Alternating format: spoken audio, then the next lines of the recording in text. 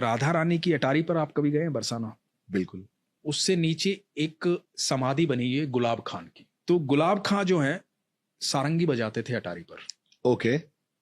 ठीक है, उनका काम था सारंगी बजाना, और उनकी एक छोटी सी बेटी थी राधा नाम की। अच्छा। तो राधा जो है वो बस एक बेटी थी, पत्नी उनकी थी नहीं। तो राधा नृत्य करती थी जब वो सारंगी बजाते थे, कीर्तन होता था, सारे अच्छा। लोग मिलकर के कीर्तन करते थे अटारी पर। हाँ। राधा रानी को प्रसन्न करने के लिए सुबह शाम ये होता था, और यही उनकी दिनचर्या थी और यही जीवन यापन का साधन भी था। तो वहीं से उनको भोजन प्राप्त होता था, जो प्रसाद में मिलता था वही ग्रहण करते थे बेटी और बाप जो है। तो ऐसे करते करते समय बीतता जा रहा था, राधा बड़ी होती जा रही थी। अब राधा बड़ी हो गई।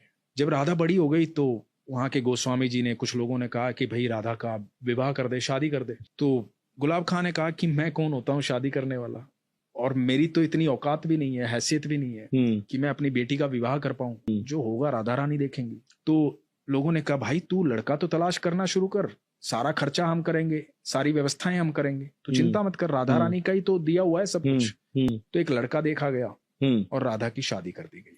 अब जब राधा की शादी हो गई तो गुलाब खां से ये जो वियोग था ना, ये सहन नहीं हुआ।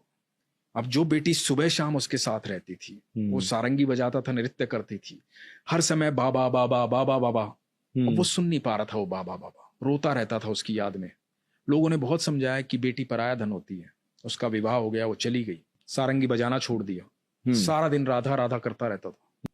एक दिन हुआ क्या कि गुलाब खां दिखाई नहीं दिया किसी को, खूब तलाश किया, गुलाब खां कहीं नहीं मिला। तो लोगों को लगा कि बेटी के वियोग में आ गया था, दुखी हो गया था, बहुत परेशान हो गया था, हो सकता है बैकुंठ धाम चला गया हो, उम्र भी हो गई थी उसकी। तो लोगों ने एक समाधि बनवा दी गुलाब खां की याद में बरसाना में। एक दिन गोस्वामी जी अटारी से नीचे आ रहे थे, महल से नीचे आ रहे थे, राधा रानी के महल से। तो गोस्वामी जी को आवाज सुनाई दी पीछे से कि गोस्वामी जी राधे राधे।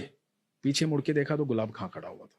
बोला कहाँ थे तुम, इतने दिन से दिखाई नहीं दिए। मैं तो अटारी पर रहता हूँ। हाँ। बोले हमने तो कभी अटारी पर देखा नहीं तुझे।